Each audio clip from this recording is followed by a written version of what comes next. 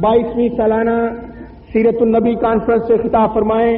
ان کی آمد سے پہلے نعرہ تکبیر، نعرہ تکبیر، شان رسالت، شان صحابہ، سپاہ صحابہ، جرنیل سپاہ صحابہ، تیری آواز میری آواز، تیری آواز میری آواز۔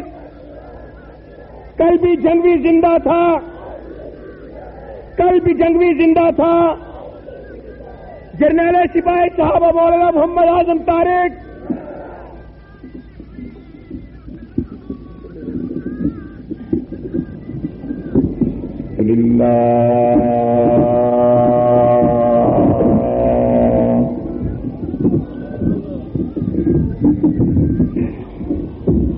الحمد لله رب العالمين،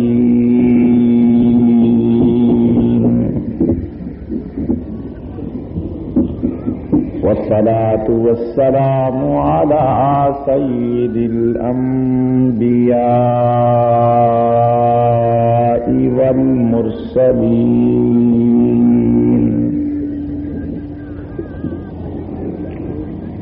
وعلى آله الطيبين الطاهرين،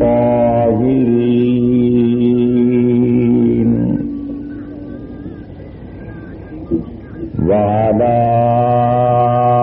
أصحابه ومن تبعهم أجمعين،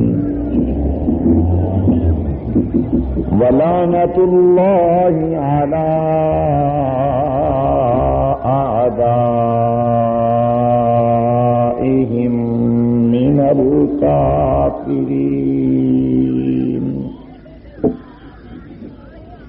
الكافرين الرافضين المنافقين إلى يوم الدين. أما بعد، أعوذ بالله من الشيطان الرجيم. بسم الله الرحمن الرحيم.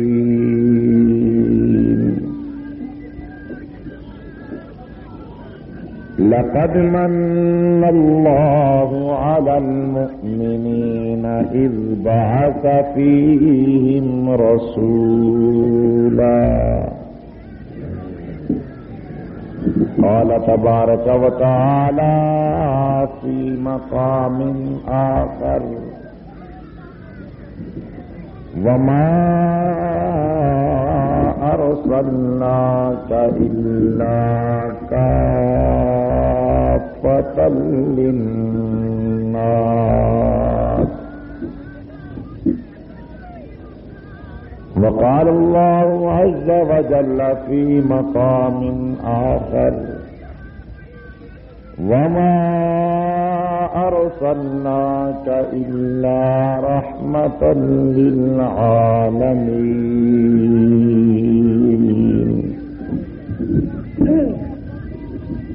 وقال في مقام آخر: هو الذي أرسل رسوله بالهدى ودين الحق ليظهره على الدين كله ولو كره المشركون.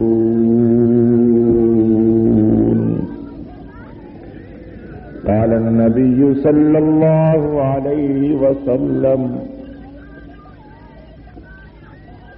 لا يؤمن أحدكم حتى أكون أحب إليه من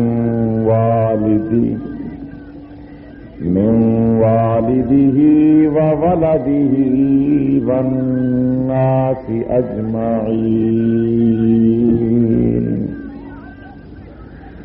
صدق الله وصدق رسوله النبي الكريم.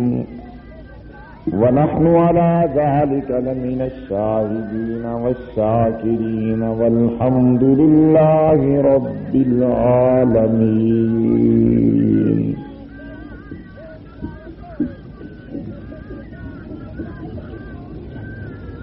حضور آئے تو سر آفرینش پا گئی دنیا. حضور آئے تو سر آفرینش پا گئی دنیا. اندھیروں سے نکل کر روشنی میں آ گئی دنیا. ستے چہروں کا زنگ اترا، سیاہ چہروں پہ نور آیا. حضور آئے تو انسانوں کو جینے کا شعور آیا. حسن یوسف دم عیسیٰ ید بیضا داری.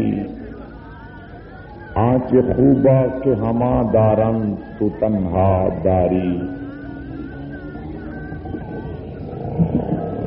جہاں کے سارے کمالات ایک تجھ میں ہیں، تیرے کسی میں نہیں مگر دو چار. تو بوئے گل ہے جو مثل گل ہے اور نبی. تو نور شمس ہیں جو اور ہیں مثل شمس و نہار. قدم قدم پہ برکتیں، نفس نفس پہ رحمتیں. جہاں جہاں سے وہ شفیع آسیاں گزر گیا. جہاں نہیں گزر ہوا وہاں ہے رات آج تک. وہیں وہیں سحر ہوئی جہاں جہاں گزر گیا. تمام حضرات نہایت ہی ولولے شوق اور محبت میں ڈوب کر درود شریف پڑھ لیجیے. اللهم صل على سيدنا ومولانا محمد وعلى آل سيدنا ومولانا محمد وبارك وسلم. اللهم صل على سيدنا ومولانا محمد وأنزله المقعد المقرب عندك يوم القيامة. یا رب صل وسلم دائما ابدا على حبیبک خیر الخلق كلهم.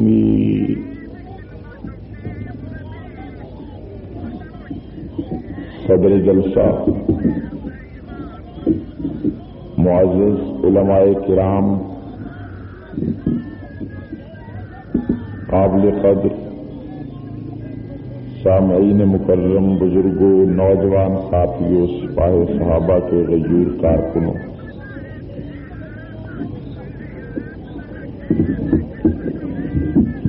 آج 1 ستمبر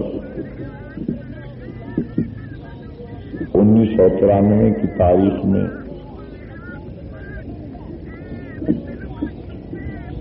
22ویں سالانہ سیرت النبی صلی اللہ علیہ وسلم کے عنوان سے معنون اس عظیم شان کانفرنس میں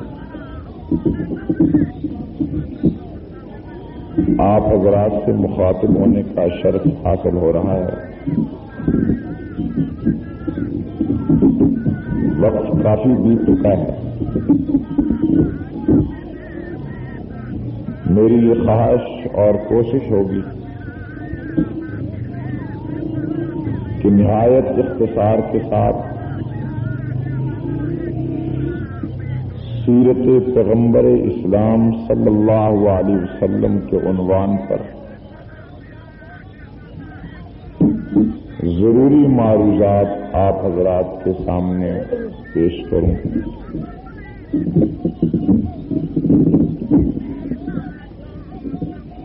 ہر انسان کے ساتھ 2 چیزیں ہوتی ہیں.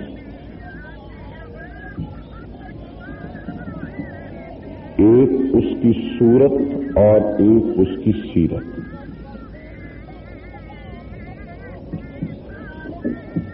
سیرت عادات و خصائل سیرت، طور و اطوار. سیرت نام ہے انسان کے چال چلن اور اس کے کریکٹر اور کردار کا. صورت نام ہے اس گوشت پوشت کے جسم پر جو اللہ نے نقش و نگار بنائے ہیں اس کا.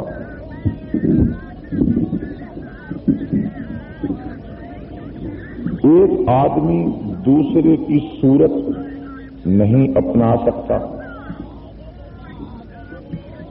اس جیسے نقش و نگار اپنے وجود پر لانے کے قادر نہیں ہے،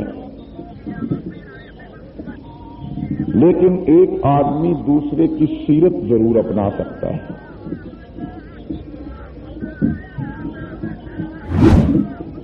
آج کی کانفرنس کا عنوان سیرت النبی ہے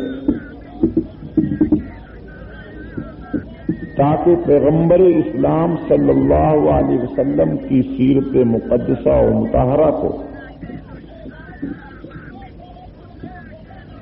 بیان کر کے ہم سب اپنے کردار، اپنے کیریئر اور اپنے اعمال اور اپنے گفتار کو اس سانچے میں ڈھالنے کی کوشش کریں جو پیغمبر اسلام صلی اللہ علیہ وسلم کی سیرت کی صورت میں ہمارے سامنے. اور خلاق عالم نے بھی یہ اعلان کر چھوڑا کہ زندگی گزارنے کا تمہارے پاس بہترین اسلوب اور طرز جو اللہ کو پسند اور کامیابی کی ضمانت ہے وہ صرف اور صرف کائنات میں محمد رسول اللہ صلی اللہ علیہ وسلم کی سیرت ہے.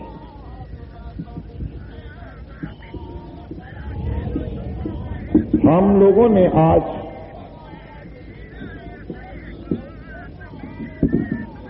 شریعت مطہرہ کے ان واضح صاف و شفاف احکامات کو بھی اپنی مرضی کے مطابق ڈھالنے کی کوشش جہاں اور مختلف گوشوں میں کی ہے وہاں یہاں بھی آ کر ہمارے بہت سے لوگ ڈنڈی مارنے کی کوشش کرتے ہیں.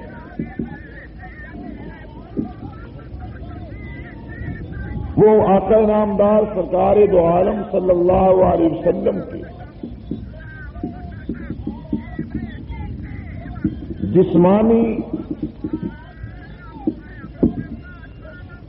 برکات، فضائل، خصوصیات اور اللہ تعالیٰ نے جو آپ کے جسد اطہر میں معجزانہ کیفیات رکھی ہیں صرف اسی کو بیان کر کے یہ سمجھتے ہیں کہ شاید ہم نے اپنا حق ادا کر دیا ہے، جبکہ حقیقی بات یہ ہے کہ آج کے دور میں مسلمانوں میں سب سے زیادہ کمی جس بات کی ہے وہ سیرت النبی کے اپنانے کی ہے.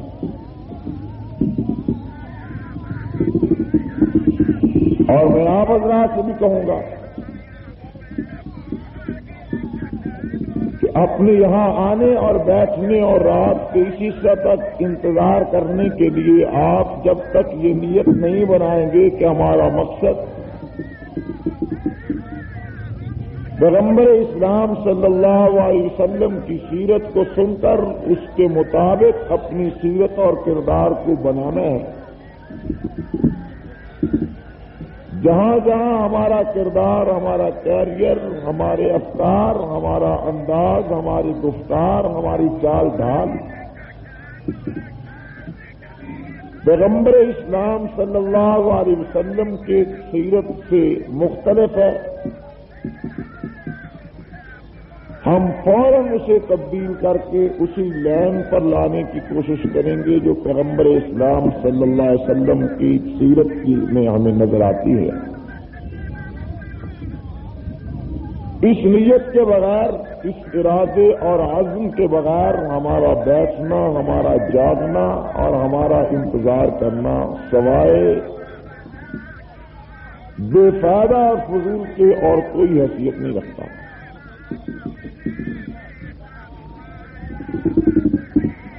یہ بات تو اگر من الشمس ہے کہ اللہ تعالیٰ نے نبی اکرم صلی اللہ علیہ وسلم کو صورت بھی بے مثال عطا فرمائی، آپ کے جسد اطہر کو خصوصیات بھی معجزانہ عطا فرمائی۔ ایک لعاب دہانی کو دیکھ لیجیے، کہیں آنکھوں میں شفا دے رہا ہے، کہیں زہر کے لیے تریاق ثابت ہو رہا ہے، کہیں کمزور بینائی میں اضافہ کر رہا ہے، کہیں کٹے ہوئے جوڑوں کو جوڑ رہا ہے، کہیں وہ سوکھے کنویں کے پانی کو چشمے کی طرح ابلنے کا کام دے رہا ہے۔ آپ کے اشارہ ہی کو دیکھ لیجئے کہ کہیں وہ درختوں کو زمین چیر کر قدموں میں آنے پر مجبور کر رہی ہے،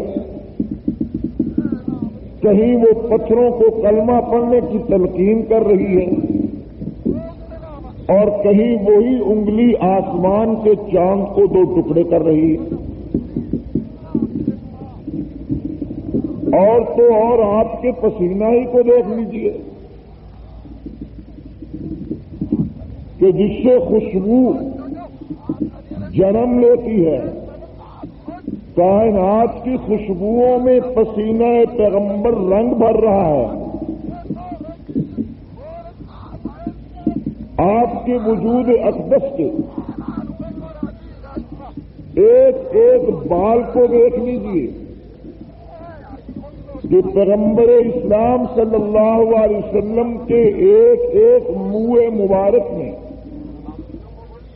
کیا کیا رب العالمین نے فضائل رکھے ہیں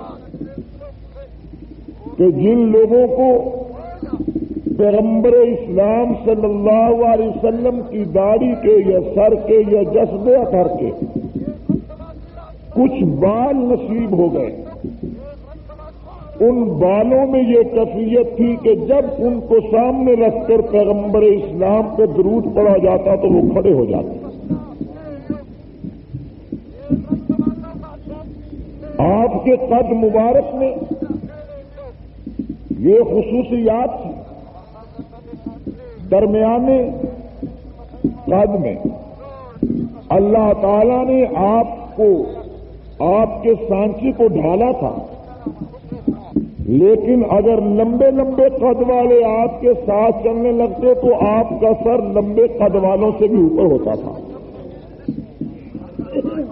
بڑے قد کے لوگوں کے درمیان میں بیٹھے ہوتے تھے تو سامنے سے آنے والے کی سب سے پہلے نظر آپ ہی کے چہرہ انور پہ پڑتی تھی۔ جسمانی کمالات بیان کرتے چلے جائیے تو وقت بھی جائے گا، ختم نہیں ہونے پائیں گے۔ انگلیاں ہیں، آپ اس کو پیالے میں ڈال دیں تو پانی کے چشمے پھوٹ پڑے۔ لب مبارک ہے، وہ اپنی جگہ پر برکات کسی ہنڈیا میں پڑ جائے تو 100 آدمی کو کھلا دو، وہ ختم ہونے کو نہیں آتی۔ ہاتھ مبارک کسی چیز پہ لگ جائے، مزہ ہے کہ آگ وہاں اثر کر جائے۔ یہ وجود پیغمبر ہے جو اللہ کی قدرت کے کرشموں کا مجسم کہہ کر ہے، ایک سیرت پیغمبر ہے جس عنوان سے آج کی کانفرنس عنوان ہے۔ آپ کی صداقت، آپ کی دیانت، آپ کی شرافت، آپ کی شجاعت، آپ کی امامت، آپ کی قیادت، آپ کی سیادت آپ کے خصال، آپ کے کردار، آپ کے افعال، آپ کے کارنامے، یہ سب آپ کا رحم، آپ کا کرم، آپ کا درگزر، رحمت کا دریا، پھر آپ کا جہاد، آپ کے تلوار کے جوہر، اور پھر آپ کا مظلومانہ زندگی گزارنا، آپ کا دین حق کے لیے اپنے آپ کو پتھروں کے سپرد کر دینا، اور دشمن کے لیے زخم کھا کے بھی رحمت کی دعائیں مانگنا، یہ آپ کی سیرت ہے۔ آپ کے اخلاق عالیہ، آپ کے اوصاف جمیلہ، یہ سب آپ کی سیرت کا حصہ ہے، اور یہ سیرت کے وہ گوشے ہیں۔ ایک چیز کو لے لیجئے، پھر چلتے جائیے، آپ کے اخلاق کو لے لیجئے، ساری رات گزر جائے آپ کے اخلاق عالیہ کا ذکر ختم ہونے۔ آپ کی شجاعت کو لے لیجئے، کتنے بہادر اللہ تعالیٰ نے آپ کے دل میں کس قدر جرأت اور شجاعت کا مادہ ودیعت فرمایا تھا کہ جو کام بڑے سے بڑا بہادر نہ کر سکے، جہاں پر بڑے بڑے دل والوں کا پتھر دل پانی اور پتا پانی ہو جائے، وہاں آپ بے خوف و خطر اس انداز میں گزر جائیں کہ چہرے پہ ملال کی بجائے مسکراہٹ کے آثار نظر آئیں۔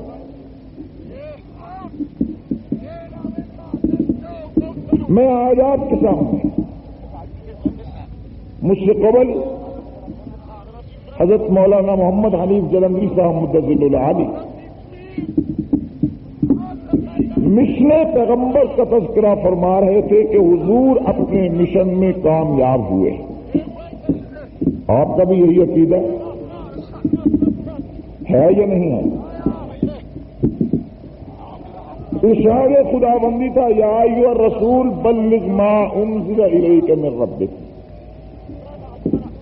یہ مشن پیغمبر تھا کہ جو آپ کی طرف بھیجا جا رہا ہے آپ اس کو پورا کا پورا آگے پہنچا دیجیے۔ اور آپ نے حجۃ الوداع کے موقع پہ تمام حاضرین سے یہ گواہی دی تھی، کیا میں نے اللہ کا پیغام پہنچا نہیں دیا؟ سب نے بیک زبان ہو کر کہا کہ آپ نے صرف پہنچایا نہیں بلکہ پہنچانے کا حق ادا کر دیا۔ اور ایک مشن پیغمبر، اس کا تذکرہ قرآن مجید میں 3 مقامات پر کیا گیا ہے کہ اللہ نے اپنے پیغمبر کو کس لیے بھیجا، بعثت پیغمبر کا مقصد کیا تھا۔ اگر آپ حضرات کا ذوق تازہ رہا تو انشاءاللہ العزیز بات آپ کے جذبات کے مطابق سیرت پیغمبر ہی سے شروع کر کے میں اسے آخر تک لیتا چلا جاؤں گا کہ بعثت پیغمبر کا مقصد کیا ہے۔ قرآن سے جواب دیتا ہے، هو الذی ارسل رسولہ بالہدی ودین الحق۔ اللہ نے اپنے رسول کو ہدایت اور دین حق دے کر بھیجا۔ کیوں؟ کہ ہدایت لوگوں کو دکھا دے، دین لوگوں کو پڑھا دے، یتلو علیہم آیاتی ویزکیہم، بس یہ کام کر کے چلے آئیں گے۔ لیظہرہ علی الدین کلہ، تاکہ میرا رسول، میرا پیغمبر ہدایت اور دین حق کو تمام ادیان باطلہ پر غالب کر دے، تمام ادیان باطلہ پر غالب کر دے، پوری دنیا کے باطل ادیان، باطل مذاہب اسلام اور دین حق کے مقابلے میں جہاں جہاں کفر، دجل، فریب پر مبنی نظام موجود ہے، جہاں جہاں انسانی ذہن کے افکار اور اختراع پر مبنی قوانین آئین موجود ہیں، انسانیت نے اپنے سوچ اور فکر سے، اپنے ہی ہاتھوں سے، اپنی سمجھ اور فکر سے جو اپنی تباہی اور بربادی کے پروگرام اور منصوبے بنا لیے ہیں، ان تمام نظاموں اور ان تمام مذاہب اور تمام ادیان باطلہ پر دین حق کو اس طرح غالب کر دینا کہ ان کا وجود ملیا میٹ ہو کے رہ جائے، چار دان عالم میں اسلام کا پھریلا لہرا جائے، یہ بعثت پیغمبر کا مقصد ہے، یہ بعثت پیغمبر کا مقصد ہے۔ مختصر لفظوں میں اگر کہیں کہ پیغمبر اسلام کے تشریف لانے کا مقصد کیا ہے؟ غلبہ اسلام۔ کیا مقصد ہے؟ زور سے بولیے، کیا مقصد ہے؟ غلبہ اسلام۔ اور میں آج دعوے سے کہنا چاہتا ہوں کہ سپاہ صحابہ کا مشن، پروگرام، نصب العین اور منزل بھی غلبہ اسلام۔ امت کی منزل نبی کی منزل ہوتی ہے، امت کا مشن نبی کا مشن، امت کے پروگرام نبی کے پروگرام۔ جو مشن، پروگرام، نصب العین اور منزل اللہ کے رسول کی ہے، وہی نصب العین، وہی منزل، وہی مشن اور پروگرام امت کا ہے۔ چنانچہ اللہ کے رسول صلی اللہ علیہ وسلم نے اسلام کے غلبے کے لیے چار دان عالم میں اسلام کا پھیرا لہرانے کے لیے کیا انداز اختیار فرمایا؟ آپ نے سب سے پہلے یہ انداز اختیار فرمایا کہ ایک جماعت تیار کی، چند انسانوں کو جو ہلکا بدوش اسلام ہو گئے، ان پہ محنت کی، یتلو علیہم آیاتہ ویزکیہم، قرآن کی تعلیم دی اور ان کے دلوں کا تزکیہ کیا۔ دوسرے لفظوں میں یہ کہہ لیجیے کہ انہیں اپنے رنگ میں رنگ لیا، انہیں نبوت کے خصال و آداب، نبوت کی سیرت و کردار کی لائنوں پہ چلانا شروع کر دیا۔ اور جب یہ جماعت تیار کی جا رہی تھی تو رب العالمین بار بار اس جماعت کا امتحان لے رہے تھے کہ پیغمبر اسلام صلی اللہ علیہ وسلم جس جماعت کو تیار کر رہے ہیں، پروان چڑھا رہے ہیں، یہ واقعی آپ کی محنت سے، یہ واقعی آپ کی کوشش سے پروان چڑھ رہی ہے یا نہیں چڑھ رہی؟ چنانچہ اللہ تعالیٰ فرماتے ہیں اولئک الذین امتحن اللہ قلوبہم بالتقوی، میں نے اپنے پیغمبر کی جماعت، پیغمبر کے ساتھیوں اور شاگردوں کے دلوں کا امتحان لیا کہ ان کی نیت، ارادہ کیا ہے، ان کے دلوں میں طہارت، پاکیزگی، تقویٰ کس قدر ہے۔ جب آپ کے ساتھی تیار ہو گئے، اب دوسرا مرحلہ یہ آیا کہ آپ اپنے ساتھیوں کو لے کر مکہ چھوڑ کر ایک ایسے شہر میں تشریف لائے جس شہر کی اساس اور بنیاد اسلام کے دارالخلافہ کی حیثیت سے رکھی گئی۔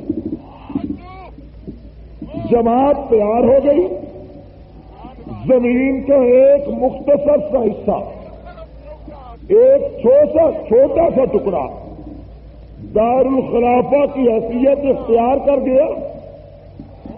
اس کے بعد آپ نے اپنے انقلاب کو برپا کرنے کے لیے، اپنے مشن کو پائے تکمیل تک پہنچانے کے لیے پہلا راستہ جو اختیار کیا وہ تبلیغ کا راستہ ہے، جو پہلے بھی شروع تھا، تبلیغ کا راستہ ہے۔ لیکن جو لوگ تبلیغ کے ذریعے سے بھی ہلکا بدوش اسلام ہونے کے لیے تیار نہیں، انہیں دوسرا پیغام یہ سنایا جاتا ہے کہ اسلام میں جبر نہیں، ہم تمہیں مجبور نہیں کرتے کہ اپنا سابقہ عقیدہ چھوڑ دو، تم اپنے عقیدے پر ہو، لیکن ہمارے راستے چھوڑ دو، ہمارے ساتھ مزاحمت نہ کرو، ہمارے ساتھ لڑائی جھگڑے کے لیے تیار نہ ہو، ہمارے پروگرام میں مخل نہ ہو، ہماری تبلیغ کے راستے میں رکاوٹ مت پیدا کرو، ہم تمہاری جان مال عزت آبرو کا تحفظ کریں گے، اس لیے تم جزیہ دو، مغلوب ہو کر رہو، تمہاری عزت اور آبرو کا ضامن اسلام اور مسلمان ہے۔ پھر اگر کچھ لوگ نہیں مانتے، وہ راستے میں دیوار بن جاتی، وہ راستے میں رکاوٹ اور چٹان بن جاتی کہ ہم اسلام کو بھی قبول نہیں کرتے، ہم جزیہ بھی نہیں دیتے، اور جو قومیں، جو امتیں، جو لوگ ہمارے پیچھے آباد ہیں، دوسرے ملکوں اور شہروں میں ہیں، ان تک تمہارا پیغام بھی نہیں پہنچنے دیتے۔ اب رکاوٹ بن کے کھڑے ہو گئے، اس رکاوٹ کو دور کرنے کا نام جہاد ہے، اس رکاوٹ کو ہٹانے کا نام جہاد ہے۔ چنانچہ آپ نے ان تینوں راستوں کو اپنایا، دیکھتے ہی دیکھتے 10 سال کے عرصہ میں 9 لاکھ مربع میل پر اسلام کا پرچم لہرانے لگا۔ آج پاکستان 3.25 لاکھ مربع میل پر مشتمل ہے۔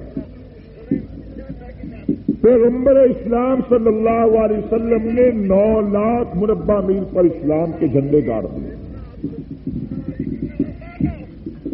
آپ نے جماعت تیار کر دی، نقشہ بنا دیا اور فوجیں بھیج دی، دائی بھیج دیے، مبلغ بھیج دیے۔ یہ کام آپ ان کے سپرد کر کے اللہ کی بارگاہ میں حاضر ہو گئے۔ اب دیکھیے، پہلی بات تو یہ ہے کہ قرآن مجید میں بعثت پیغمبر کا مقصد یہ ہے کہ تمام ادیان باطلہ پر اسلام کو اب اگر ہم بظاہر دیکھیں تو وہ یہ نظر آتا ہے کہ حضور کی زندگی میں ایسا نہیں ہوا، صرف 9 لاکھ مربع میل پر اسلام غالب ہوا ہے۔ لیکن جب ہم یہ دیکھیں گے کہ آپ کی تیار کردہ جماعت، آپ کی روحانی اولاد، آپ کے بتائے ہوئے نقشوں کے مطابق، آپ کی دی ہوئی تعلیمات کے مطابق، آپ کی بنائی ہوئی راہوں پر چل کر کچھ ہی عرصہ میں پوری دنیا کے غالب حصہ پر اسلام کو غالب کر دیتی ہے، تو پھر وہی بات کی جائے گی جو بات ایک باپ کرتا ہے کہ اس نے ایک محل کی بنیادیں رکھی، اس کا نقشہ تیار کر کے اپنی اولاد کے ہاتھوں میں دیا. مٹیریل تیار تھا, اینٹیں تیار تھیں, ہر چیز لا کر دے دی, نقشہ بنا کر دے دیا, بنیادیں اٹھا کر دے دی. یہ محل جب بھی اولاد مکمل کرے گی, لوگ اولاد کی طرف نسبت نہیں کریں گے بلکہ باپ کی طرف نسبت کریں گے. اب میں نے جو بات آپ کی طرف پاس لانی ہے, آپ ذرا توجہ رکھیں گے تو بات آپ کی سمجھ میں آئے گی. آج ہمارا مقصد بھی غلبہ اسلام. سوال یہ ہے کہ جب سپاہ صحابہ کا مقصد غلبہ اسلام ہے تو پھر اس نے راستے میں یہ ایک اور جنگ کیوں چھیڑی؟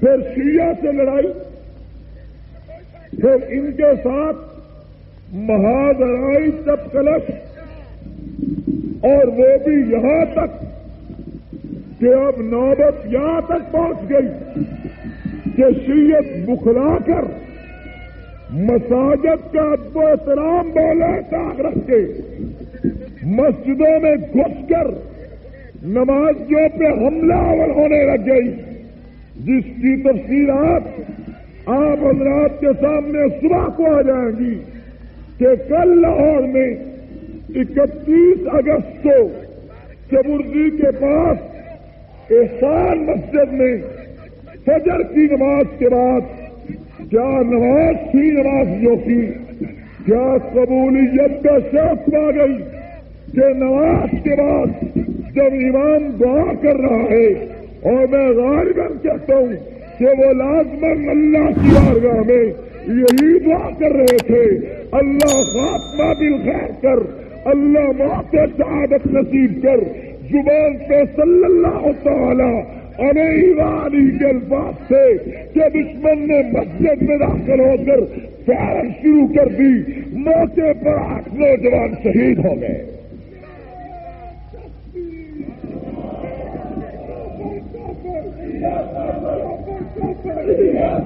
یہ وہ نوجوان ہیں جو کل قیامت کو بھی اٹھیں گے تو نبی پہ درود و سلام پڑھ رہے ہوں گے. ہم وہ لوگ ہیں جو درود و سلام پڑھتے مرتے ہیں اور درود و سلام پڑھتے اٹھیں گے. ہم وہ نہیں ہیں کہ جب مخصوص وقت آئے تو درود و سلام, اور جب کوئی کھانے پینے کا وقت آئے تو پھر سب چیزیں پیچھے. قربانی دیتے وقت یہ کیفیت اور یہ حالت, یہ بہادرائی کیوں؟ اتنی قربانیوں کے باوجود ہم نے یہ راستہ اپنایا ہوا ہے. تو اب آپ تھوڑا سا اس بات کے اوپر نظر رکھیں گے, تاریخ کے مطالعہ سے آج ہم اس نتیجے پر پہنچے ہیں کہ آخر وجہ کیا ہے. خلفائے راشدین کے بعد پھر مسلمانوں کے پاؤں سکڑنے شروع کیوں ہو گئے؟ اسلام کی پھیلتی ہوئی سرحدات سمٹنا شروع کیوں ہو گئی؟ اسلام کا بڑھتا ہوا پرچم پیچھے کو ہٹنے کیوں لگا؟ اسلام کا پھیلتا ہوا پیغام آخر اپنی جگہ پر جامد و ساکت ہو کر کیوں رہ گئے؟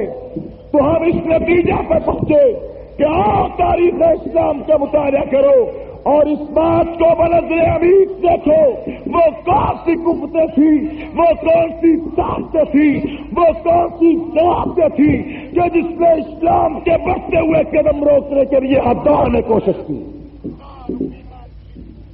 اللہ کے رسول صلی اللہ علیہ وسلم نے 10 سال کے عرصے میں 9 لاکھ مربع میل پر اسلام کا پرچم لہرایا. حضرت صدیق اکبر آئے 2 سال 3 مہینے 10 دن میں 11 لاکھ مربع میل پہ اسلام کا پھریرا لہرایا. حضرت فاروق اعظم آئے 22 لاکھ مربع میل پہ اسلام کو غالب کیا. حضرت عثمان غنی آئے 44 لاکھ مربع میل پر اسلام غالب آ گیا. حضرت علی کے دور میں آپس میں تنازع کی وجہ سے 6 سال تک کوئی فتوحات نہ ہو سکی. پھر حضرت معاویہ کے دور میں 64 لاکھ مربع میل پر اسلام کے جھنڈے کاٹ دیے گئے، جبکہ اس وقت دنیا کا کل آباد رقبہ 1,16,00,000 مربع میل تھا. تو حضرت معاویہ کا دور ایسا دور ہے کہ جس دور میں زمین کے اکثر حصے پہ اسلام غالب آ چکا تھا.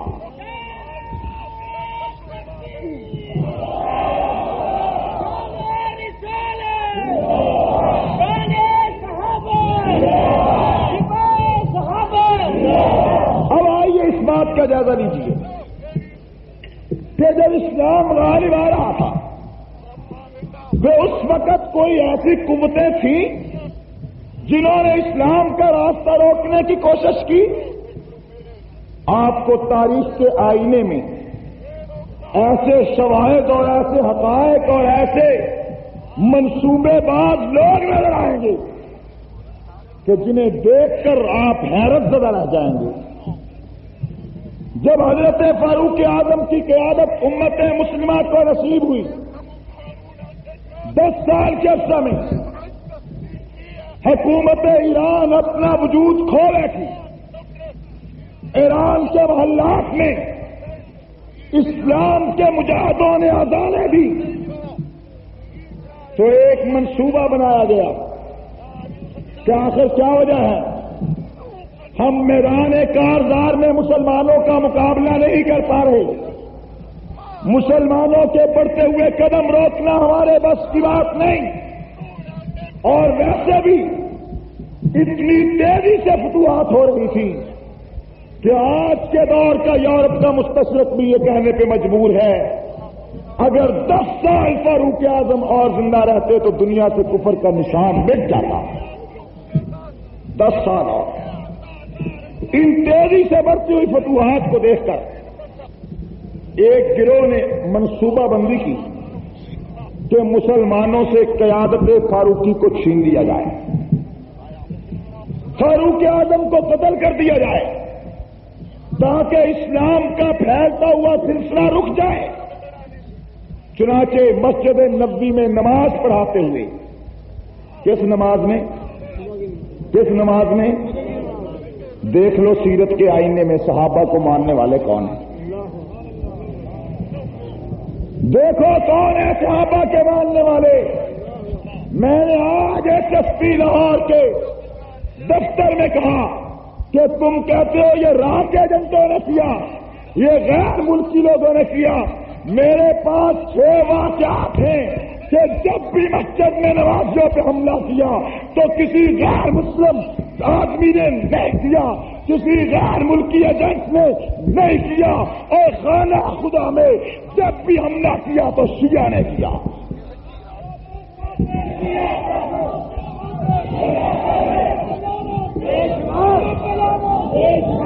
وہ مسجد نبوی ہو، وہ مسجد نبوی ہو یا بیت اللہ ہو، کون تھے جنہوں نے بیت اللہ میں جا کر کشت و خون کا دریا بہایا؟ کون تھے؟ تاریخ کے صفحات کو اٹھاؤ جو بیت اللہ کے وجود سے حجر اسود کو چرا کر لے گئے تھے. کون تھے جنہوں نے سابقہ دور میں بھی بیت اللہ کا تقدس بمال کیا؟ اور آج تیرے دور 1988 میں بھی کون تھے جنہوں نے بیت اللہ کی حرمت کو بمال کرتے ہوئے خون مسلم کا افزانی کرتے ہوئے بیت اللہ میں مسلمانوں کا خون بہایا؟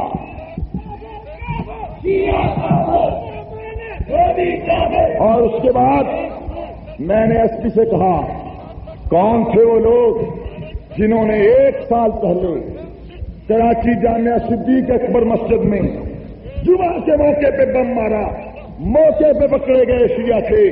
کون تھے وہ لوگ جنہوں نے بلدیاتی الیکشن سے 1 روز قبل جامعہ مسجد عثمانیہ سوچلاٹون چھن میں بم مارا، موقع پہ فجر کی نماز میں 3 نمازی شہید ہو گئے؟ کون تھے وہ لوگ جنہوں نے فجر کی نماز کے متصل بعد مولانا مختار سیاد پہ حملہ کر کے شہید کیا، موقع پہ پکڑے گئے شیعہ تھے۔ کون ہے وہ لوگ جنہوں نے لاہور کی ایک شاہ آباد مسجد میں فجر کی نماز میں گولی چلا کر ایک نمازی کو شہید کیا؟ شیعہ تھے۔ کون ہے وہ لوگ جنہوں نے کل لاہور میں 8 نمازیوں کو امام سمیت قتل کیا؟ شیعہ ہیں۔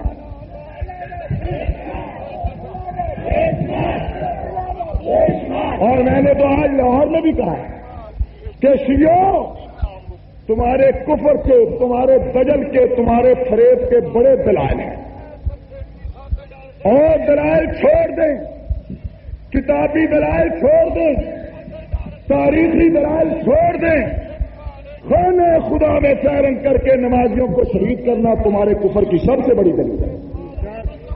یہ دلیل نہیں، نمازیوں پر، بے گناہ معصوم جانوں پر دعا مانگتے ہوئے، نماز پڑھتے ہوئے حملہ کرنا، یہ اسلام کی دلیل ہے، یہ کفر کی دلیل ہے۔ حضرت فاروق اعظم رضی اللہ تعالیٰ عنہ فجر کی نماز پڑھا رہے ہیں، آپ کو شہید کر دیا گیا۔ شہادت فاروقی کو آپ یوں سمجھیے کہ غلبہ اسلام روکنے کے لیے یہ سب سے پہلی سازش تھی۔ اسلام کا غلبہ روکنے کے لیے سب سے پہلی سازش ہے۔ پھر حضرت عثمان غنی آئے اور تیزی سے اسلام بڑھنے لگا۔ پھر یہ دشمن گھبرا گیا، اس نے پھر سازش کی۔ مدینہ الرسول میں پیغمبر کے دوہرے داماد کو 40 روز پیاسا رکھ کے شہید کر دیا۔ حضرت عثمان کی شہادت اسلام کا غلبہ روکنے کے لیے دوسری سازش تھی۔ پھر حضرت علی، حضرت معاویہ کے درمیان میں غلط فہمیاں پیدا کی، یہاں تک کہ دونوں لشکر آمنے سامنے ہوئے، آواز آئی ہمارے درمیان میں قرآن فیصل ہے، ہاں مسلمانوں، جب تک قرآن موجود ہے آپس میں مت لڑو۔ دونوں فوجیں واپس اپنے خیموں میں چلی گئیں۔ رات کی تاریکی میں دونوں طرف سے حملے کرائے گئے، تیر چلائے گئے، شور و غوغا کیا گیا۔ رات کی تاریکی میں 40,000 مسلمانوں کو شہید کروا دیا گیا۔ یہ تیسری سازش بھی اسلام کا غلبہ روکنے کے لیے تھی۔ پھر حضرت حسن رضی اللہ عنہ، حضرت علی رضی اللہ تعالیٰ عنہ کو شہید کیا گیا۔ جنہیں 40,000 مسلمانوں کو شہید کروا دیا گیا۔ یہ تیسری سازش بھی اسلام کا غلبہ روکنے کے لیے تھی۔ پھر حضرت حسن رضی اللہ عنہ، حضرت علی رضی اللہ تعالیٰ عنہ کو شہید کیا گیا۔ یہ چوتھی سازش تھی۔ حضرت حسن نے حضرت معاویہ کے ہاتھ پہ بیعت کرنے کا فیصلہ کیا، ان کے نیچے سے جان مار کھینچ لیا گیا، پہلو رقص میں نیزہ مارا گیا، گالیاں دی گئی، زہر دیا گیا، آپ کو شہید کر دیا گیا۔ یہ اسلام کے غلبے کے خلاف 5ویں سازش تھی۔ حضرت معاویہ کی وفات ہوئی۔ حضرت معاویہ کی وفات کے بعد حضرت حسین کو مدینہ سے کوفہ بلایا گیا۔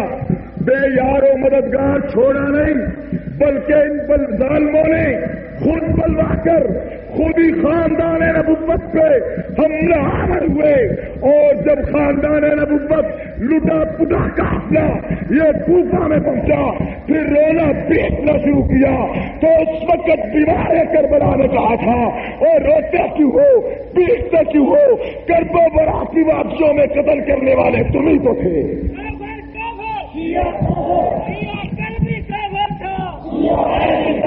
صلاح الدین ایوبی، محمود غزنوی، ٹیپو سلطان، یہ ساری تاریخ آپ کے سامنے ہے۔ اب میں آپ سے التجا کروں گا، ذرا جائزہ تو لیں کہ فاروق اعظم کو قتل کرنے والی سازش بے نقاب کرتے ہیں، اور آئیے دیکھیے کہ اس سازش میں ملوث کون ہے۔ حضرت فاروق اعظم کا قاتل ابو لولو فیروز مجوسی یہودی نسل ایرانی یہ شخص تھا، اور آج مجھے بتلاؤ یکم محرم الحرام کو اس قاتل فاروق اعظم کو بابا شجاع کے نام سے یاد کر کے اسے خراج تحسین کون پیش کرتا ہے؟ شیعہ کسے خراج تحسین پیش کرتا ہے؟ قاتل فاروق اعظم کو. قاتل تو مان لیجئے کہ اسلام کا غلبہ روکنے کے لیے پہلی سازش میں شامل کون تھے؟ حضرت عثمان غنی رضی اللہ تعالی عنہ 18 ذی الحجہ کو شہید ہوئے. آج 18 ذی الحجہ کو شہادت عثمان غنی پر عید غدیر کون مناتا ہے؟ عید کون مناتا ہے؟ تو مانو کہ اسلام کا غلبہ روکنے کے لیے دوسری سازش میں ملوث بھی کون تھے؟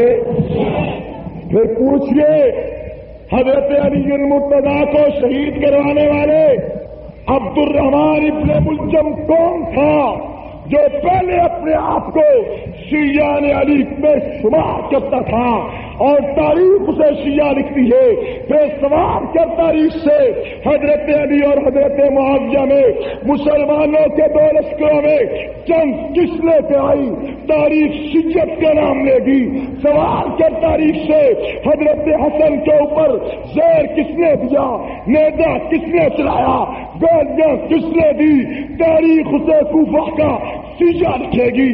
سوال کر تاریخ سے حضرت معاویہ کی وفات پر 22 رجب کو خوشی کون مناتا ہے؟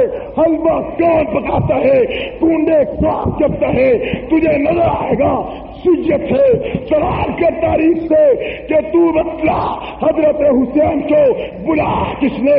شہید کس نے کیا؟ تاریخ کہے گی شیعت ہے.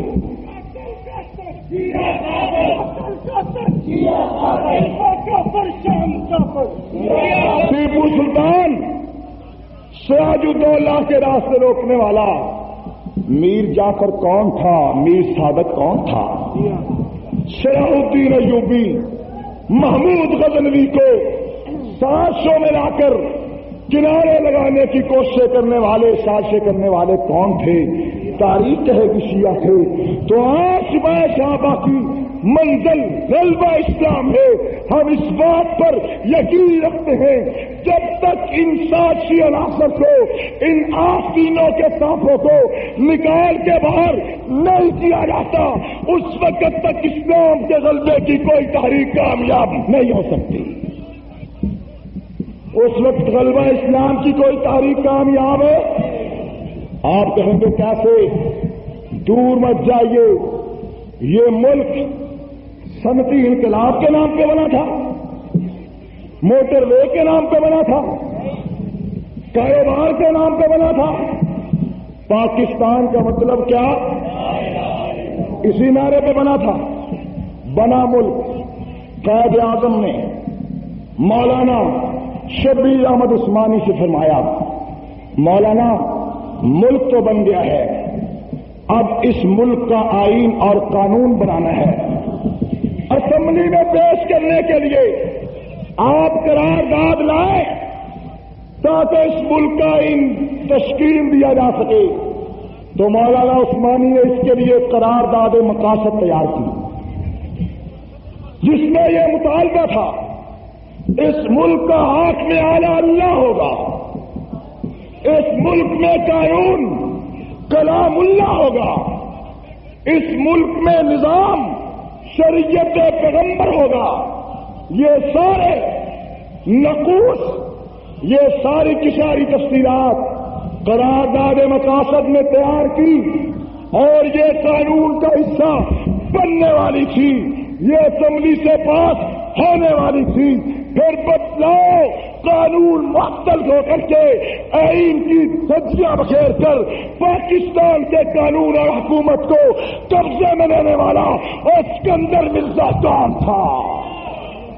کون تھا جس نے تیرے ملک میں اسلام کے راستے روکے؟ وہ بھی کون تھا؟ پھر بتلا 67 میں انڈیا کے تو نے دانت توڑے، ٹھیک 6 سال بعد تیرے ملک کے 2 ٹکڑے کرنے والا یحییٰ خان کون تھا؟ 77 میں نظام مصطفیٰ کے نام پر گولیاں سینوں پہ سجائیں، سینے کھول کے گولیاں کھائیں۔ مقابلے میں ماشاءاللہ آیا 12 ربیع الاول کو اسلام کے نفاذ کا اعلان ہوا، نظام زکوٰۃ، نظام صلاۃ، نظام عشر کا نفاذ ہوا۔ بتلاؤ زکوٰۃ کا انکار کرنے والے، عشر کا انکار کرنے والے، اسلام کے نظام میں رکاوٹیں پیدا کرنے والے تیرے ملک میں کون تھے؟ اب بھی کوئی آپ کو مغالطہ ہے؟ کسی کو ہو تو ہو، ہمیں کوئی مغالطہ نہیں۔ 1400 سال کی تاریخ اس بات پر گواہ ہے کہ غلبہ اسلام کا راستہ روکنے والی سب سے بڑی قوت اور سازش وہ ظاہری دشمن کی نہیں ہے، ظاہری دشمن کی، تلوار والے دشمن کی، توپوں والے دشمن کی، امریکہ، روس اور بڑی قوتیں آج بھی اسلام کا غلبہ روک نہیں سکتی۔ اگر روک سکتی ہوتی تو آج افغانستان آزاد نہ ہوتا، روک سکتی ہوتی تو رشیا کے ٹکڑے آزاد نہ ہوتے، روک سکتی ہوتی اسلامی بلاک نیا دنیا کے نقشے پر نہ آتا۔ لیکن اسلام کے نظام کا راستہ جب بھی کوئی روکے گا وہ سازش کے روپ میں روکے گا، شیعہ کی صورت میں روکے گا۔ آپ کہیں گے اور تفصیل، میں مختصر کرتا ہوں۔ انشاءاللہ العزیز یہ باتیں جو آج کہی جا رہی ہیں، اب وقت آیا ہے یہی باتیں اسمبلی میں، یہی باتیں ایوانوں میں، یہی باتیں اعلیٰ اقتدار کی جگہ پر، یہی باتیں چند روز تک انشاءاللہ آپ اپنے ریڈیو ٹی وی پہ سنیں گے۔ سنیں گے نہیں سنیں گے؟ آپ کو علم میں ہونا چاہیے کہ گورنمنٹ نگران نے 1 گھنٹہ ٹی وی پر تقریر کرنے کے لیے مجھے بھی دعوت دے دی ہے۔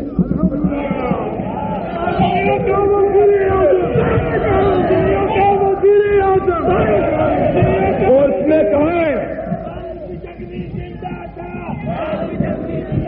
اس نے کہا کہ آپ بتلائیں، آپ ٹی وی پہ بتلائیں کہ آپ کا منشور کیا ہے، آپ کا نصب العین کیا ہے۔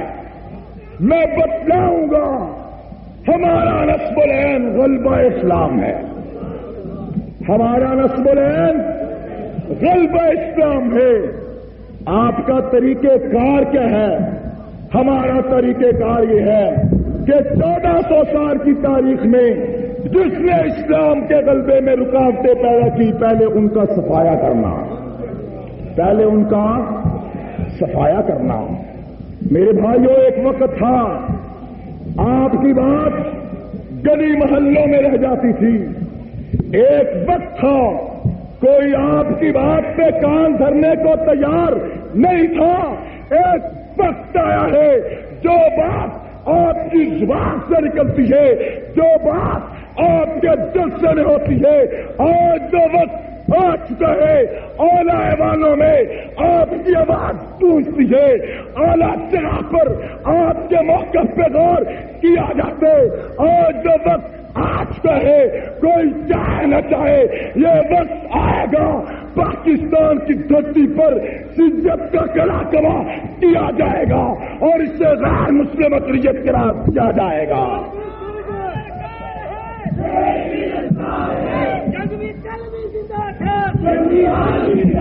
جو تھک گئے، یہ آپ تھک گئے جو کھڑے ہو، ابھی تو میں نے تقریر سٹارٹ کی، آپ کا تو میں ختم کر دیتا ہوں۔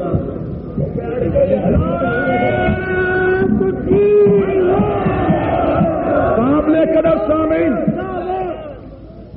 یہ بات آج سے 1.25 سال پہلے لوگ کہتے تھے کیسے ہو سکتی ہے، ممکن نہیں، فرقہ واریت ہے، لڑائی جھگڑا ہے، لیکن بتلاؤ، قومی اسمبلی کا ریکارڈ لاؤ، یہ بات قومی اسمبلی میں ہوئی یا نہ ہوئی؟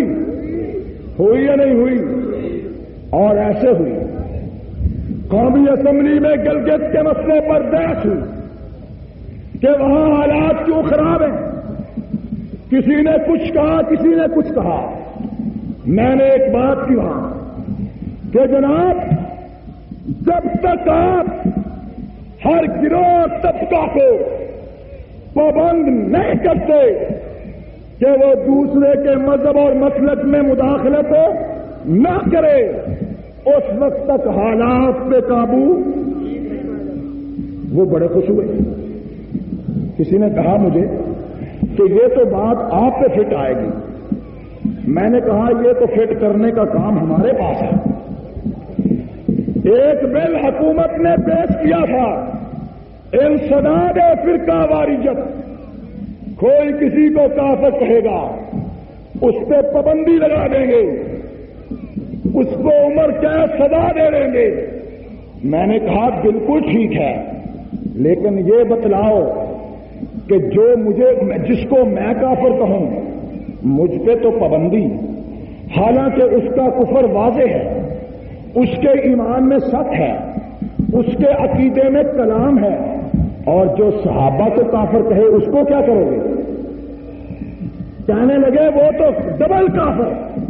میں نے کہا جسے آپ ڈبل کافر کہتے ہیں اسے ہم اگر سنگل کافر کہہ دیں گے تو ہمارے اوپر قانون لاگو کیسے ہو سکتا ہے؟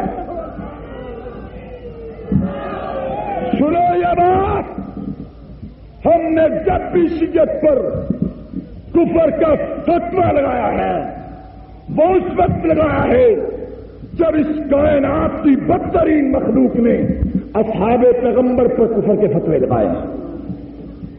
رد عمل کے طور پر، ریئیکشن کے طور پر. سیرت النبی کے عنوان اسے کہتا ہوں. یہ بتلاؤ حضور اپنے مشن میں کامیاب ہوئے یا ناکام؟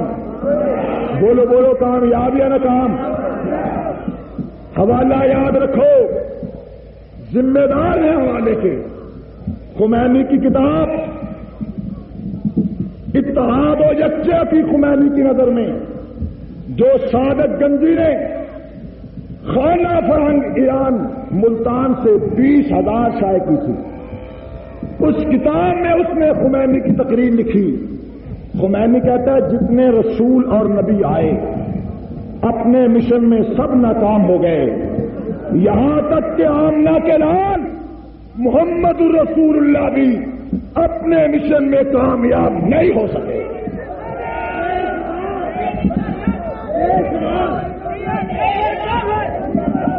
ہاں مجھے بتلائیں،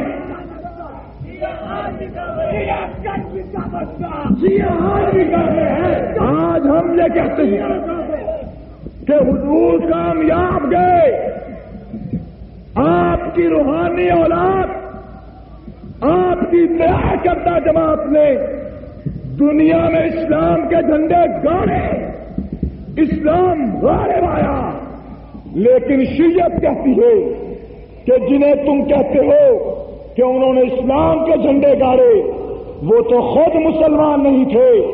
معاویہ مسلمان نہیں تھا، حضرت عثمان، ابو بکر، حضرت عمر یہ مومن نہیں تھے.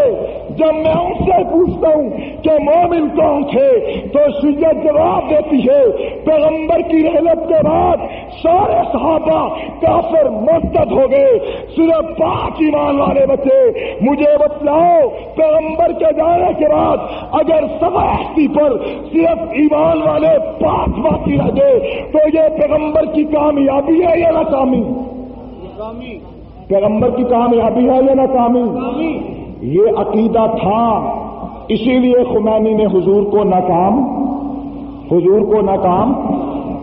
اور اگر میں شیعہ کو کافر کہہ دوں تو جرم کیا ہے؟ شیعہ کے ایمان کی وحی آسمانوں سے آئی ہے؟ شیعہ کے ایمان کا اعلان کوئی جبریل کر گیا؟ شیعہ کے ایمان کا اعلان کوئی چاند سورج ستارے کرے؟ شیعہ کے ایمان پر گواہی کسی جانور نے دی ہے؟ کسی نے نہیں دی.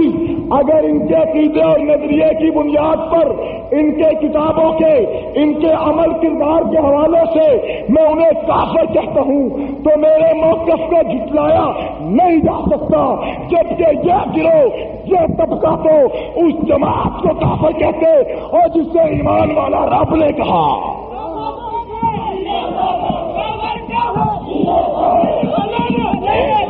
اور کچھ باتیں تو بڑی سادہ ہیں۔ میں نے میاں نواز شریف سے کہا جو مرحوم ہو گئے بیچارے، آج کل بڑا برا حال ہے، صبح فون شام فون، مولانا آپ تو ہمارے ہیں ہم تو آپ کے ہیں۔ میں نے کہا 2.5 سال کہاں رہے، مار مار کے ہماری چمڑی ادھیڑ دی، جیلوں میں آج بھی کارکن تڑپ رہے ہیں۔ اس وقت تو وفا یاد نہ آئی، آج وفا سے بھوکو، بھول جاؤ تم منافق ہو، تم غلط ہو جاؤ گے، ہم تمہارا ساتھ نہیں دیں گے۔ اب کہتے ہیں جی بی بی آ جائے گی، کون آ جائے گی؟ تمہارے اور بی بی میں فرق کیا ہے؟ وہ ظلم تو بی بی نے بھی نہیں کیا جو تم نے کیا۔ پیپل پارٹی اور مسلم لیگ کے کردار میں دونوں کی حکومتوں کی صورت میں کوئی میرے سامنے فرق لائے، بازاروں میں باتیں کرنا آسان ہے اور میں تمہارا چشمدید گواہ ہوں۔ جب اسمبلی میں تم سودی نظام کو رواج دے رہے تھے، تمہاری منت تمہاری سماجت تمہیں اسمبلی میں میں نے للکار کے کہا تھا اور اسلام کے نام لیواؤ، سود کو تحفظ کیوں دیتے ہو؟ تم دس سے مست نہ ہوئے، تم نے تعلیمی پالیسی کو منظور کیا اور اس کے نتیجے میں 9ویں کی یونیورسٹی کتاب سے صدیق اکبر کا نام غائب کر دیا۔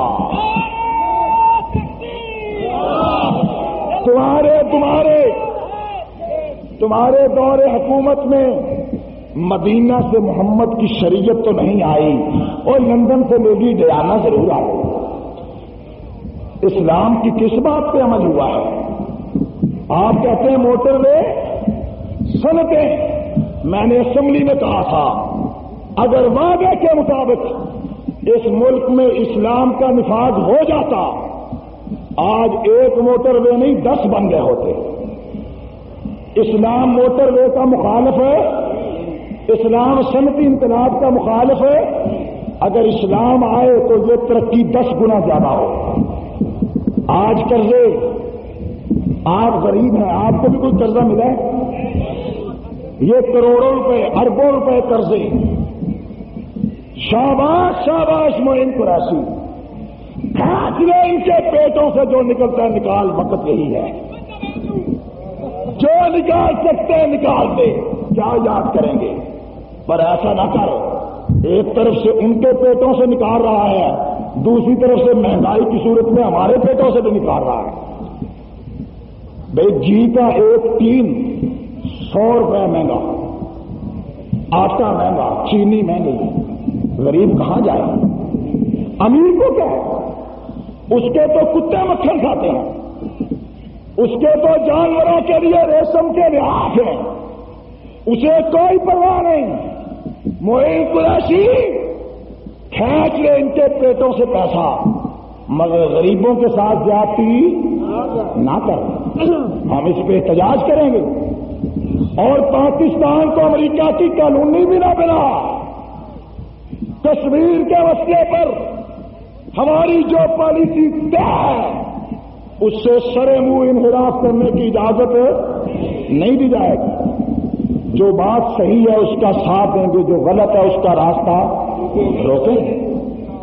تو میں عرض کر رہا تھا دونوں کا دور اقتدار آپ دیکھ چکے ہیں اور یہ دور اقتدار آنکھوں سے دیکھا ہے، آنکھوں سے۔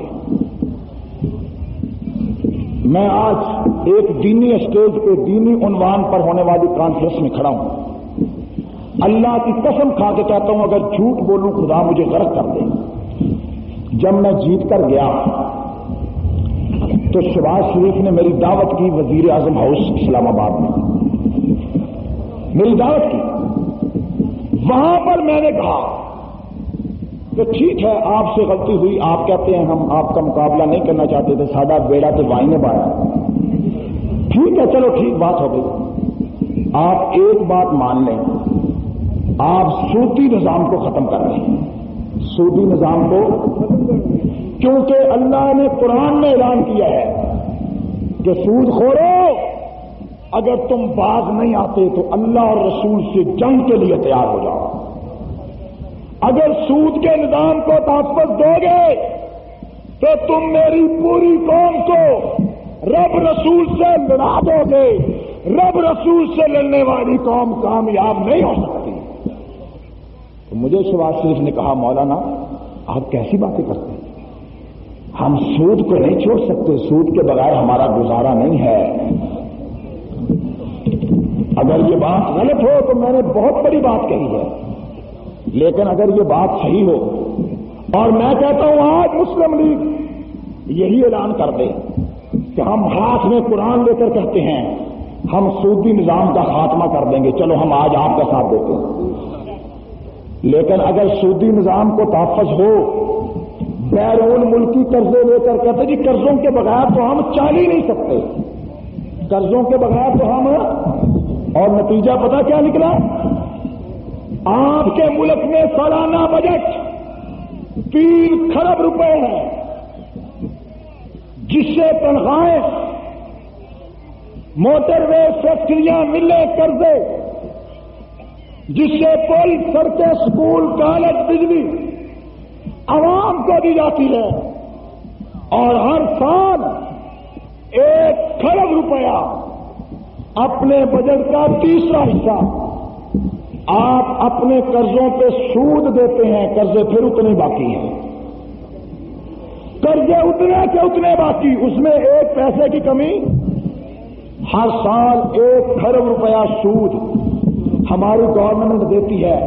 اب بتلاؤ کہ اگر یہ قرضے نہ اٹھائے ہوتے اور یہ سود نہ دیا گیا ہوتا، یا قرض حسنہ ہوتے، آج یہ تیسرا حصہ ہم سود میں نہ دیتے، اور یہ بھی ہمارے ملک کے اوپر لگتا 1 سال اگر سود نہ دیا جائے اور اپنے ملک پہ پیسہ لگایا جائے۔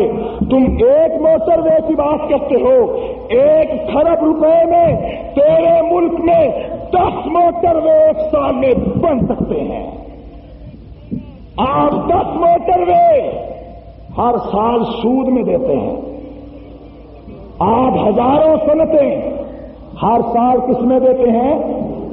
اگر 1 ارب روپے کی ایک صنعت لگے، جبکہ ایک صنعت 5 کروڑ کی 10 کروڑ کی لگتی ہے، اگر 1 ارب روپے کی ایک صنعت لگے تو 90 ارب، اس دفعہ سود دیا ہم نے 90 ارب، 90 صنعتیں لگ جائیں، 90 صنعتیں 1 سال میں، اتنا تو ہم سود ادا کر رہے ہیں۔ اب بتلاؤ کہ بیرونی قرضے لینے کا فائدہ ہوا یا نقصان؟ اور جو قرضہ لیا جاتا ہے اس کا کیا ہوتا ہے؟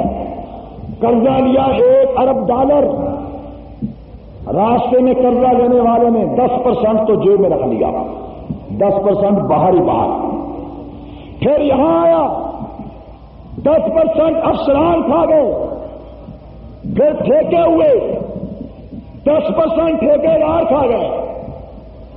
آپ کے ملک میں لیا گیا قرضہ 30% عوام پہ لگتا ہے، 70% راستے میں خرچ ہو جاتا ہے۔ ایسے قرضے کی کیا ضرورت ہے؟ اس ملک کو بوجھ میں لادنے والے کون تھے؟ یا پیپل پارٹی ہے یا مسلم لیگ ہے، اور کون ہے؟ اقتدار تو انہیں کے پاس رہا ہے۔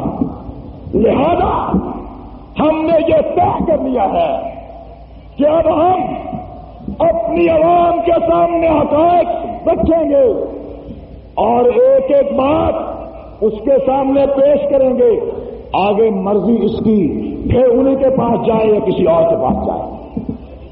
آپ کی دعاؤں سے انشاءاللہ ہماری سیٹ تو پکی ہے، ہماری سیٹ تو نہ پی پی نے آدمی کھڑا کیا نہ مسلم لیگ نے آدمی کھڑا کیا، ہمارے اوپر تو دونوں مہربان ہیں۔ اتنی مہربانی کیوں کی؟ ان کو پتا تھا کہ یہ سیٹ تو اس وقت نہ لے سکے جب حکومت تھی، جب اقتدار تھا، جب 40 کروڑ روپیہ خرچ کیا، مگر سیٹ تو میرے بھائیوں جنگ زیادہ دور تو نہیں ہے. آخر وجہ کیا ہے کہ جنگ کی عوام کی سوچ شعور میں اتنی تبدیلی آ گئی. فیصلہ باد کے پڑھے لکھے لوگوں، میرا آپ سے سوال ہے، آپ شعور کی آنکھ کب کھولیں گے؟ آپ کے اندر تبدیلی کے آثار کب پیدا ہوں گے؟ آج آپ کو جاگیرداروں، سرمایہ داروں، وڈیروں، منافقوں کے تو کے غلامی اپنے گلے سے نکالو، اپنے اندر سے اپنے جیسی قیادت لاؤ، وہ رات کی تاریکیوں میں تمہارے دروازوں پہ پہرے دے گی. جاؤ جا کے جنگ میں. آج کہتے جی اسی جنگ نہیں بڑھن دیا گے، اسی فیصلہ باد میں جنگ میں کیا ہے؟ وہاں تو بھائی ٹھیلا لگانے والا کونسلر ہے، کھڈی بولنے والا کونسلر ہے. نواب ٹھیلا لگانے والوں سے ہار گئے. جن کو دیواریں تعمیر کرنے والا راج وہ کونسلر ہے، جن کو اپنا کام کرتے ہیں اور رات کو تمہاری خدمت کرتے ہیں. نواب خدمت کرتا ہے، پیسے والا خدمت کرتا ہے، چودھری خود اپنے ہاتھوں سے بلب لگاتا ہے. اگر چاہتے ہو آپ کے مسائل، آپ کی نمائندگی کوئی اسمبلی میں کرے، آواز بلند کرے، وہ چودھری وڈیرا نہیں آ سکتا. وہ ہوگا تو آپ جیسا نوجوان ہوگا، جری ہوگا، بہادر ہوگا، غریب ہوگا، غیرت مند ہوگا. تیرے علاقے سے ہوگا تو زبیر بٹ ہوگا.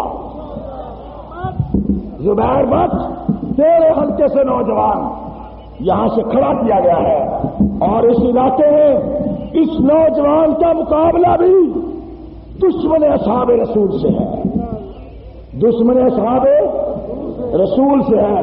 لہذا تمام سپاہ صحابہ کے ساتھی، تمام مسلمانوں سے میں التماس کروں گا، اپیل کروں گا کہ وہ اپنا دن رات ایک کر دیں. اس علاقے سے صحابہ کے غلام کو کامیاب ہونا چاہیے. صدیق اکبر کے دشمن کو کامیاب کون کامیاب ہوگا؟ صحابہ کا غلام ہوگا. اور پھر تم ہمارا کردار بھی اسمبلیوں میں دیکھا یا نہیں دیکھا؟ 1 سال 26 روز قومی اسمبلی میں رہے ہیں، کوئی 1 پیسے کا قرضہ ثابت کر دے، کوئی میرے گھر کی تعمیر میں 1 اینٹ کا اضافہ ثابت کر دے، کوئی 1 سال 26 دن میں جھکنے بکنے کی کیفیت ثابت کر دے، کوئی 1 سال 26 دن میں شراب ثابت کر دے، بدکاری ثابت کر دے، غلط کاری ثابت کر دے، جھوٹا وعدہ ثابت کر دے، کوئی 1 پیسے کا ہیر پھیر ثابت کر دے. میرے بھائیوں، اگر چاہتے ہو اس ملک میں انقلاب آئے تو اس کا ایک راستہ یہ ہے کہ صحیح لوگوں کو انتخاب کرو. نہ میں نے دسو ساڈیاں ماما نے سانو غلام جنا یا آزاد؟